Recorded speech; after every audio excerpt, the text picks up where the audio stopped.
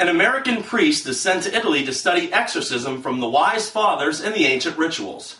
Hello there, everyone. I'm movie critic Nick Iacubucci, back here as always at RealScreenReviews.com, and our next film review is the horror thriller, The Rite. This feature opened nationwide on Friday, January 28, 2011, and it stars Academy Award winner Sir Anthony Hopkins, Colin O'Donoghue, Alice Braga, and Toby Jones. The Rite comes to us from director Mikael Hallström, the director of the much underrated thriller Derailed with Clive Owen and Jennifer Aniston, and 1408 with John Cusack. He once again attempts to delight the audience with creeps and chills and does it under the backdrop of Christianity and possession. Now, our story begins and centers around the inspired true events of a very skeptical American pupil of the seminary that is sent overseas to Italy to study exorcism at the Vatican. Student Michael Kovac reluctantly accepts the assignment, and while in Rome, he is soon introduced to the very unconventional and eccentric priest Father Lucas, portrayed by Anthony Hopkins. Father Lucas brings to the surface parts of faith and religion that can only be described as dark and supernatural. He and Michael will then be pitted against demonic forces of extreme power and will take all of their faith, belief, and conviction just to survive the constant attack of the devil himself. Well, people, I found a lot wrong with The Rite, and the first and main problem with this feature is that it just isn't scary at all. It tried to be a horror movie first, but that really didn't work. Then it tried to be a thriller second, but it's so bland and dry that it doesn't even come close to succeeding on that level either. Thirdly, the filmmakers went out of their way to try and make the film so credible and serious and real and authentic, they plain out forgot to make it entertaining, enjoyable, and fun. They make it a point in the film to tell us that nobody's head is going to spin around and no one's going to throw up in reference to the horror classic The Exorcist. Now, to me, that's fine, and if they want to set their own rules and parameters, that's good. But the issue that I have is they removed these elements from the movie and didn't replace them with anything.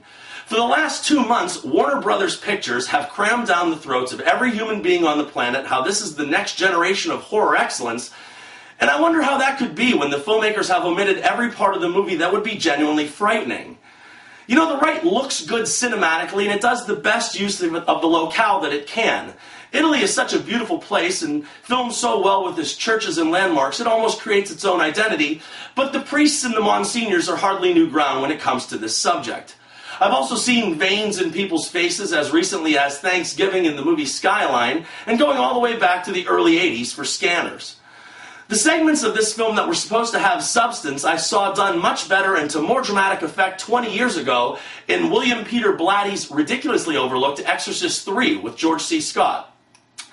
And what would be the main reason for that? Because that movie was rated R. The fact that this film is rated PG-13 hurts this movie altogether.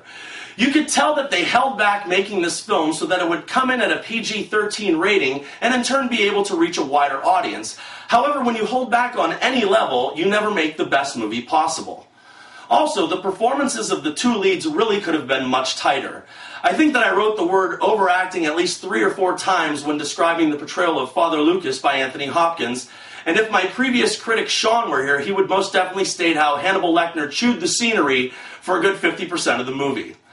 My best guess would be that Anthony Hopkins must have really been looking forward to his retirement plan or 401k and signed on for this only to pad the financial cushion of when the time comes to step down.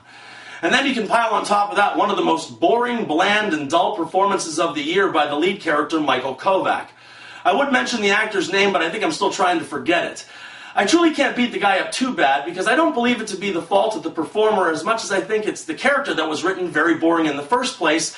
However, this guy does absolutely nothing to breathe any kind of life into this person either. Now, just shy of 2 hours, The Rite was much too long on minutes and much too short on material. When the time comes and they add the 8 to 12 minutes back into the DVD release and let us enjoy the film the way that it was originally supposed to be, well, maybe that movie will be worth it, but this one, unfortunately, is not. Only 1.5 stars out of 4 for an uneventful, unexciting, and uneven movie that I unfortunately can't think of any more unwords to describe. And remember, people, I'm not always right, only when it comes to the movies. And thank you for your attention.